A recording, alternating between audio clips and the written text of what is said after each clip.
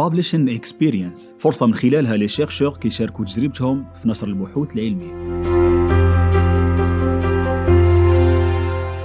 السلام عليكم، أنا ملاك صوالحة من الأردن، طالبة باحثة في سلك الدكتوراه في جامعة سيدي محمد بن عبد الله في مدينة فاس المغربية، تخصص القانون الخاص. حصلت على درجة البكالوريوس في القانون من جامعة اليرموك في الأردن بتقدير ممتاز وبترتيب الثانية على الدفعة، ومن ثم حصلت على درجة الماجستير في القانون التجاري من جامعة اليرموك أيضا بتقدير جيد جدا مرتفع. أعمل حاليا مدرسة في جامعة فيلادلفيا، وهي جامعة خاصة في الأردن، وزاولت مهنة المحاماة النظامية منذ عام 2018. لغتي الأم هي اللغة العربية. تتمثل اتجاهاتي البحثية في مجال الشركات التجارية، وهو أحد فروع القانون التجاري، حيث كان موضوع البحث في مرحلة الماجستير هو أثر الإفصاح والشفافية كأحد مبادئ الحوكمة على تنافسية الشركات التجارية. وتعقيباً على ذلك أرغب بتوضيح بعض المصطلحات القانونية الواردة في عنوان البحث.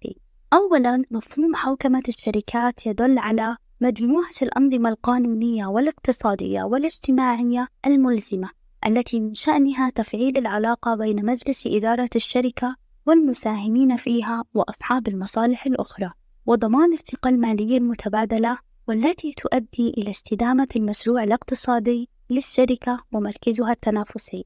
ثانياً، الإفصاح هو التزام قانوني يعبر عن قدرة الشركة في إيصال المعلومات الهامة للمتعاملين معه. ثالثاً، الشفافية تعني سياسة الشركة ضمن النظام الأساسي بتوفير البيانات بصورة حقيقية غير مضللة، مع الاحتفاظ بحقها في حجب البيانات السرية. ومن خلال هذه التعريفات يجب التنويه إلى أن الإفصاح والشفافية كلاهما من المبادئ المهمة في حوكمة الشركات، ويتمثل جوهر عملهما بنشر المعلومات المتعلقة بالشركة للكافة وبسرعة ومصداقية. ولكن يكمن الفرق بينهما في عنصر الإلزام، فمبدأ الإفصاح هو الأكثر صرامة، حيث يضع تعهداً على عاتق الشركة بإيصال المعلومات للمتعاملين معها بشكل دوري. ومن هنا كانت انطلاقتي في تجربة النشر العلمي في مجال حوكمة الشركات التجارية، وقد تم نشر مقالي المعنون بحق المساهم في الرقابة على إدارة الشركة المساهم العامة، دراسة قانونية في ضوء أحكام قانون الشركات الأردني ومبادئ حوكمة الشركات التجارية. وبالمناسبة، إن حق المساهم في الرقابة على إدارة الشركة المساهم العامة هو أيضاً أحد مبادئ حوكمة الشركات، إلى جانب مبدأ الإفصاح والشفافية. هدف المقال إلى بيان حقوق المساهمين القانونية والقضائية المنصوص عليها في قانون الشركات الأردني والتشريعات التجارية المكملة له، ومدى كفاية هذه النصوص لتحقيق التوازن بين إدارة الشركة من جهة والمساهمين من جهة أخرى. ولغايات تحقيق أهداف المقال، اعتمدت المنهج التحليلي من خلال تحليل النصوص القانونية والآراء الفقهية التي تناولت بالتنظيم حقوق المساهمين، مع الاسترشاد بالأحكام القضائية ذات الصلة بالموضوع. وخلصت إلى عدد من النتائج كان أهمها أن الحقوق القانونية الممنوحة للمساهم ليست كافية لوحدها لتحقيق الرقابة المنشودة على إدارة الشركة المساهم العامة دون تعزيزها بالحقوق القضائية.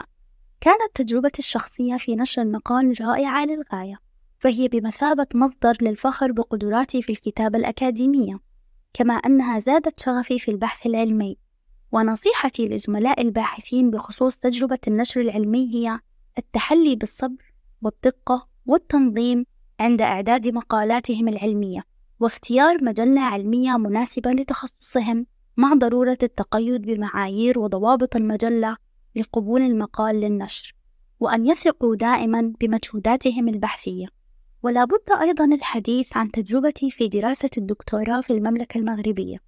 أن أكون باحثة في جامعة من أعرق جامعات المملكة المغربية، وبالذات في العاصمة العلمية مدينة فاس، هذا يشعرني وكأنني حققت كل أحلامي في الحياة. تنتابني كل مشاعر الفخر والاعتزاز بأن يكون مشروعي البحثي تحت إشراف قامة علمية غنية عن التعريف.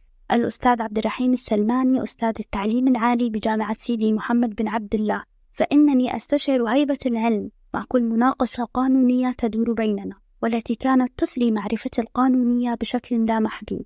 وأخيرا وليس آخرا، لزملاء الباحثين الراغبين بإكمال دراساتهم العليا أقول: استغلوا فرصة طلب العلم أينما كانت. الحدود الجغرافية لن تكون يوما عائقا أمام تحقيق أحلامكم.